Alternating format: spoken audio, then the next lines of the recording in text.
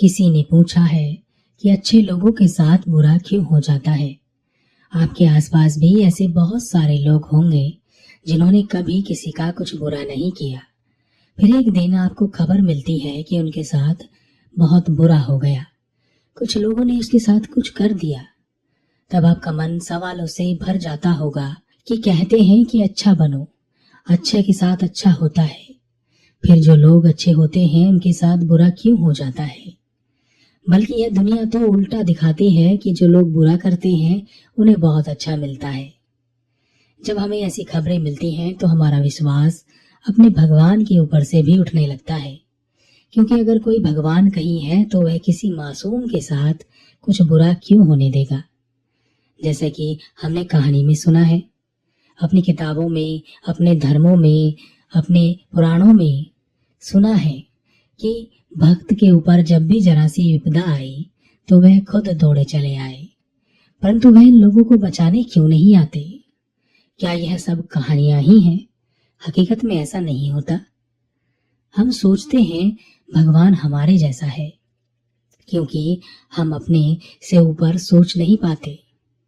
इसी कारण से हमारे जितने भी भगवान हैं, जितने भी धर्मों में जो भी भगवान हैं, वह हमारे जैसा ही व्यवहार करते हैं। वह क्रोधित भी होते हैं, वह प्रेम भी करते हैं, वह लड़ते भी हैं, वह ईर्ष्या भी करते हैं।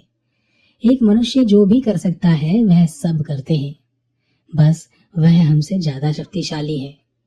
वास्तव में भगवान ऐसे नहीं है।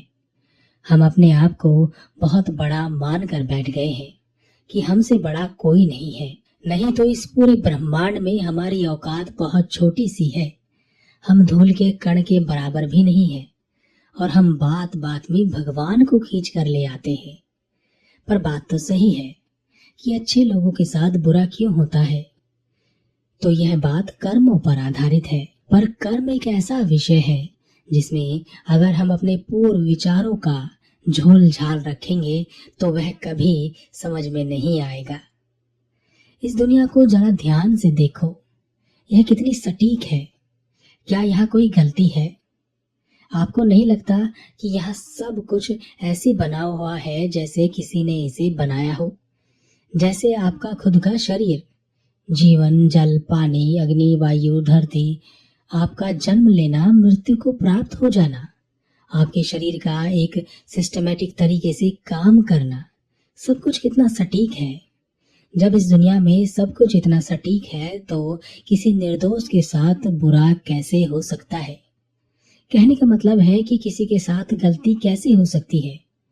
और अगर गलती हो रही है और हो सकती है तो फिर यह गलती हर जगह होगी। किसी के 2 सर होंगे, किसी की 10 आंख होगी, किसी के पैर सर पर होंगे।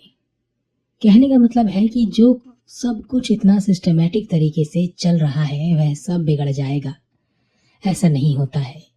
सब नियमों में चल रहा है और नियम के विरुद्ध कुछ भी नहीं होता। विधि के विधान का नाम सुना है ना आपने? यह वही नियम है जो विधान है, वैसा ही होगा, उसी नियम से होगा। अब आप सोच रहे होंगे कि यह नियम किसने बनाए हैं? किसी ने नहीं बनाए हैं, यह बस बने हुए हैं। इसलिए जब यह किसी के द्वारा बनाए ही नहीं गए हैं तो यह किसी के द्वारा तोड़े भी नहीं जा सकते। हम सब इन नियमों में बंधे हुए हैं और यह सब के लिए एक जैसा काम करते हैं। यह किसी में कोई भेदभाव नहीं करते। इन्हें कोई फर्क नहीं पड़ता कि कोई अच्छा है या बुरा है या क्या है। यहाँ सिर्फ हिसाब बराबर होने वाली बात होती है। कर्मों का जो पैटर्न है या जो विधान है, उसी के हिसाब से हमारे जीवन में चीज घटती चली जाती है। आपने देखा कि कुछ लोग आपके जीवन में खास होते हैं, कुछ थोड़े खास होते हैं और कुछ सिर्फ जान पहचान मात्र के होते हैं और बहुत सारे लोगों को तो आप जानते भी नहीं हैं। क्या आपकी जिंदगी में कभी कोई ऐसा व्यक्ति आ जाता है और बहुत खास भी हो जाता है जिसे आप दूर से दूर तक भी कभी नहीं सोचने वाले थे? क्यों कुछ लोगों की तरफ आप खींचे चले जाते हैं और क्यों कुछ लोग आपकी तरफ खींचे चले आते हैं? कौन सा बंधन उन्हें एक दूसरे के पास ले आता है? और आपने देखा जब दो लोग एक दूसरे के पास आते हैं तो वह ऐसी समस्याओं को जन्म देते हैं जो केवल उनके पास आने से ही उत्पन्न हो रही है। अगर वह एक दूसरे से दूर होते तो वह समस्याएं कभी उत्पन्न नहीं होने वाली थी। परंतु उनका पास आना या दूर रहना उनके हाथ में नहीं है, वह अपने कर्मों से बंधे हैं। अब सवाल यह भी उत्पन्न हो सकता है कि क्या सब कुछ कर्मों के कारण ही चल रहा है? हमारे हाथ में कुछ भी नहीं है। सच तो यही है कि सब कुछ कर्मों के कारण ही चल रहा है। आपके हाथ में कुछ भी नहीं है। फिर आप सोचेंगे कि फिर तो मुझे कुछ करने की जरूरत ही नहीं है, क्योंकि मेरे कर्मों के हिसाब से सब कुछ तो अपने आप होता चला जाएगा। फिर तो मुझे एक जगह बैठ जाना चाहिए। वास्तव में अगर आप ऐसा सोच भी रहे हैं और आप एक जगह बैठने भी वाले हैं तो यह मत सोचिएगा कि यह आप सोच समझ कर रहे हैं। यह भी आप अपने कर्मों के कारण ही करेंगे। और ऐसा भी नहीं है कि सब कुछ कर्मों के हाथ में होता है। आपके किए गए कर्मों का प्रभाव 3 आयाम में होता है। पहले वह कर्म जो आप कर चुके, आपके किए गए कर्म के कारण आपका आज का वर्तमान तैयार है। इस वर्तमान में जो आप झेल रहे हैं, उसमें जो कर्म आप कर रहे हैं उससे आपका भविष्य तैयार होगा। पर सवाल तो अभी भी वही है कि अच्छे लोगों के साथ बुरा क्यों होता है। इसे समझने के लिए हमें कर्म का पैटर्न समझना होगा, कर्म का नियम समझना होगा। और यह नियम समझने के लिए आपको अपने पुराने विचारों को एक साइड में रखना होगा, नहीं तो आप इसे समझ नहीं सकेंगे। आप जानते हैं कि यह धरती जो है वह मृत्यु लोक कहलाती है। इसे हम कर्म लोक भी कहते हैं, क्योंकि यहाँ पर रहने वाला हर प्राणी अपने कर्म को भुगतने के लिए ही आता है। जब कोई बुद्ध पुरुष कहता है कि अपने कर्म बंधन से मुक्त होकर मोक्ष प्राप्त कर लो, तब हमें वह मोक्ष वाली बात समझ में नहीं आती। पर यह बात तो समझ में आती है कि एक कर्म बंधन है जिसके कारण हम यहाँ पर हैं और अपने दुखों को भुगत रहे हैं या अपने सुखों को भुगतते हैं। यहाँ पर सुख भी पीड़ादायक है और दुख भी पीड़ादायक है, और इस सुख दुख की पीड़ा से बाहर निकलने के लिए कर्मों के बंधन से बाहर आना जरूरी है। अब सवाल है कि कर्म अपने बंधन कैसे बांधता है और उससे मुक्त कैसे हुआ जाता है। एक कहानी के रूप में मैं आपको इसे समझाने का प्रयास करता हूँ, फिर भी मुझे नहीं लगता कि आप इसे ठीक से समझ सकेंगे। एक चेतना जो महाचेतना का हिस्सा है, जिसे फिर से उस महाचेतना का हिस्सा होने के लिए जागृत होना जरूरी है, और जागृत होने के लिए उसे मनुष्य शरीर से होकर गुजरना जरूरी है, क्योंकि इसके लिए उसे परम बुद्धि की आवश्यकता होगी। तब वह अपने लिए एक शरीर ढूंढती है। वह सीधे सीधे मनुष्य शरीर धारण नहीं कर सकती, क्योंकि यह उसकी क्षमता के बाहर है। मनुष्य शरीर तक पहुंचने के लिए उसे अपनी क्षमताओं को बढ़ाना होगा। इसलिए वह सबसे छोटे शरीर में प्रवेश करती है और हर बार समय अनुरूप बार बार शरीर बदलती रहती है। हर शरीर में वह कुछ कर्म करके आगे चलती चली जाती है। इस कर्म में उसके साथ कुछ चेतनाएं और भी सम्मिलित हो जाती हैं जो अलग अलग शरीरों में रहती हैं। आपने सुना है ना कि मनुष्य शरीर को प्राप्त करने के लिए पहले करोड़ों योनियों से होकर गुजरना पड़ता है। तो वह अपनी क्षमता बढ़ाती रहती है और अधिक क्षमता वाला शरीर धारण करती चली जाती है, और एक समय ऐसा आता है जब वह मनुष्य शरीर को प्राप्त करती है। मनुष्य शरीर एक बहुत ही शक्तिशाली हथियार की तरह है। वह चेतना अपने पूर्व शरीरों से जो उसने अनुभव प्राप्त किए हैं और जो कर्म किए हैं सबको समेटकर भावना के रूप में इसमें प्रवेश करती है। परंतु मनुष्य शरीर इतना शक्तिशाली है कि वह इसके भीतर आकर सो जाती है, और जो भावनाओं के रूप में, कर्मों के रूप में चेतना अपने ऊपर लिख कर लाई है, उससे उस शरीर का मन तैयार होता है। मन शरीर की इंद्रियों के हिसाब से चलने लगता है। उस चेतना को यह शरीर पुरुष के रूप में मिलता है, क्योंकि यह उसकी काबिलियत थी कि उसे पुरुष का शरीर मिले। इस संसार में उस चेतना को कई मौके मिलते हैं कि वह अपने आप को जागृत कर सके, परंतु मन के हाथों विवश होकर वह इस संसार में खो गई। अब वह चेतना एक पुरुष के रूप में थी। गलत संगत के कारण वह नशा करने का आदी हो गया था। एक दिन अकेले में उसने एक सुंदर लड़की को देखा। अपने ऊपर वह काबू नहीं रख पाया और उसने उसके साथ कुछ गलत कर दिया। और बाद में डर की वजह से उसकी हत्या भी कर दी। जब वह यह सब कर रहा था तब उस लड़की की आंखों में गुस्सा था, तकलीफ थी। वह भगवान से मदद की गुहार लगा रही थी। वह बहुत कोशिश कर रही थी पर कुछ नहीं कर पाई।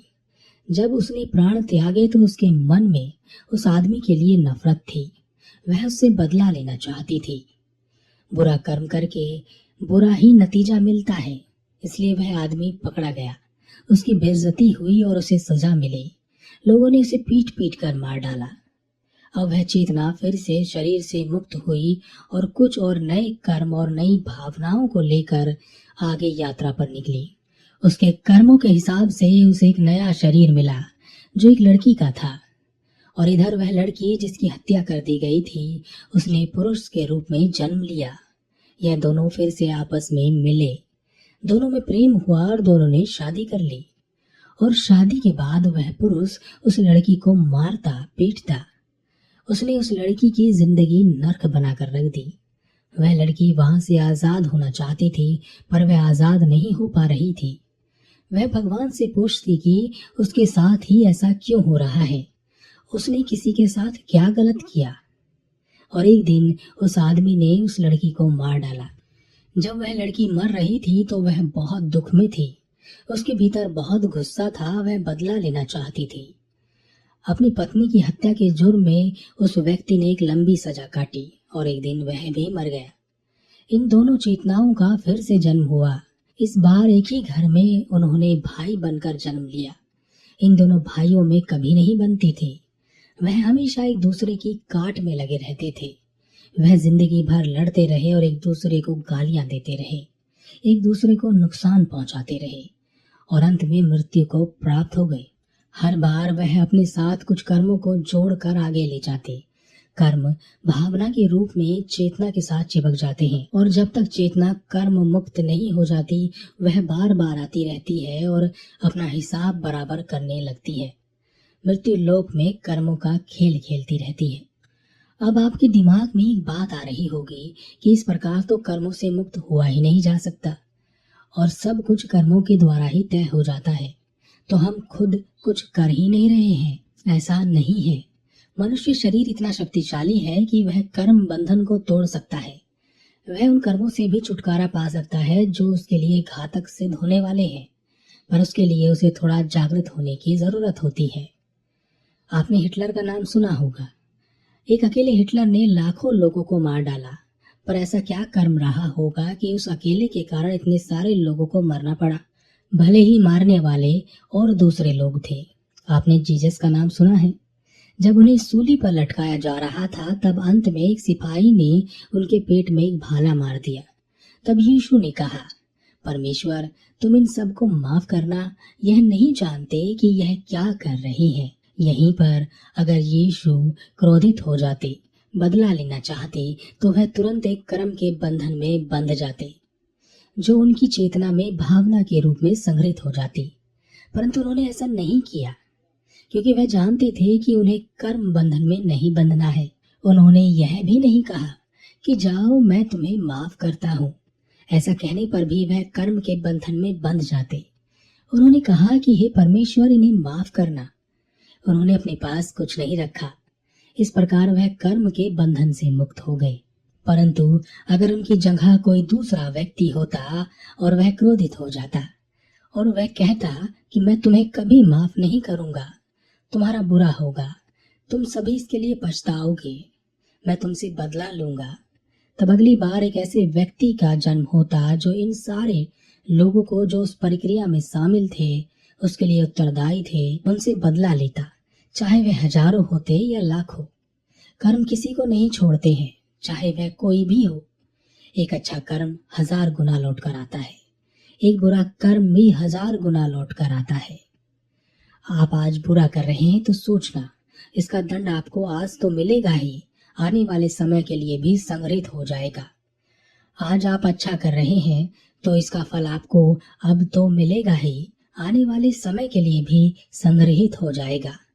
परंतु यह एक चक्र है और यह कभी आपको निकलने नहीं देगा। परंतु जो लोग ध्यान करते हैं, स्वयं की खोज करते हैं और अपने को जानने की राह पर निकले हुए हैं, वह धीरे धीरे अपने कर्म बंधनों से मुक्त होते चले जाते हैं, क्योंकि वह अपने आप को कुछ भी बड़ा करने से रोक सकते हैं, कुछ भी बुरा करने से रोक सकते हैं। बुद्ध के एक शिष्य जो बुद्धत्व को प्राप्त हो चुके थे और वह यह जानते थे कि पूर्व में किए गए कर्म के कारण उनकी हत्या की जाएगी, क्योंकि उनका वह कर्म बहुत गहरा था, उसकी छाप उनकी चेतना से हटनी जरूरी थी, तो उन्होंने इसका विरोध नहीं किया। मृत्यु का समय ज्ञात होते हुए भी वह ध्यान में बैठे रहे। कुछ लोग आए और उनकी हत्या कर कर चले गए। इसी के साथ वह आखिरी कर्म बंधन से भी मुक्त हो गए, क्योंकि मृत्यु के समय वह शांत थे। उनके भीतर कोई हलचल नहीं थी, ना वह किसी को दोष दे रहे थे और ना ही दया दिखा रहे थे। अब यह सारी बातें कुछ अजीब सी हो जाती हैं, क्योंकि यह बातें यह कहने की कोशिश कर रही हैं कि हमें किसी का विरोध नहीं करना चाहिए, बल्कि समर्पण कर देना चाहिए। ऐसा बिल्कुल भी नहीं है कि आपको किसी के सामने समर्पण कर देना है। हमेशा आपको एक ही जीवन मिलता है, उसे ध्यान पूर्वक, सफलता पूर्वक, निडर होकर और अपने हक के लिए लड़कर जीना चाहिए, क्योंकि जो कर्म के नियम को जानते हैं वह भी अपने पूरे जीवन लड़ते रहते हैं, संघर्ष करते रहते हैं। उन्होंने कभी यह नहीं कहा कि जो कर्म में लिखा है वही होगा, मैं कुछ करके क्या करूंगा, क्योंकि आपके करने से कर्म का रास्ता बदल सकता है और कर्म को कर्म से ही काटा जा सकता है। यीशु जीवन भर लड़े, सुकरात जीवन भर लड़े, उन्होंने संघर्ष किया। बुद्ध जीवन भर लोगों को समझाते रहे और संघर्ष करते रहे। बाबा साहब अम्बेडकर पूरे जीवन संघर्ष के साथ लड़े। कबीर का पूरा जीवन संघर्ष से भरा हुआ था, वह भी लड़ते रहे। हर कोई जो कर्म का पैटर्न, कर्म का नियम जानता है, वह यह जानता है कि कर्म को कर्म से ही काटा जा सकता है। कर्म का अपना एक पैटर्न है, वह उसे जरूर निभाएगा, क्योंकि यह एक नियम है, यह बदलेगा नहीं। इसी कारण जो ज्ञानी है, जो बुद्धिमान है, जो बुद्ध पुरुष है, वह हमेशा मुक्ति की बात करते हैं, पर यह मुक्ति की बात इस सांसारिक लोगों को समझ में नहीं आती। इसलिए जो लोग बुरा कर रहे हैं, बुरा झेलने के लिए भी तैयार रहें, और यह 1000 गुना होकर आपको मिलने वाला है। परंतु अगर आप जरा सा अपने आप को जागृत कर लें, जरा सा होश में ले आए, तो आप चाहकर भी कुछ भी बुरा नहीं कर सकेंगे। तब धीरे धीरे आप अपने कर्म के बंधन से मुक्त होने लगेंगे। अब यह बात मैं नहीं जानता कि आपको कितनी समझ में आई है। इसे समझने के लिए बहुत खुली हुई बुद्धि चाहिए, नहीं तो आप में से बहुत सारे लोग मुझे भला बुरा भी कह सकते हैं।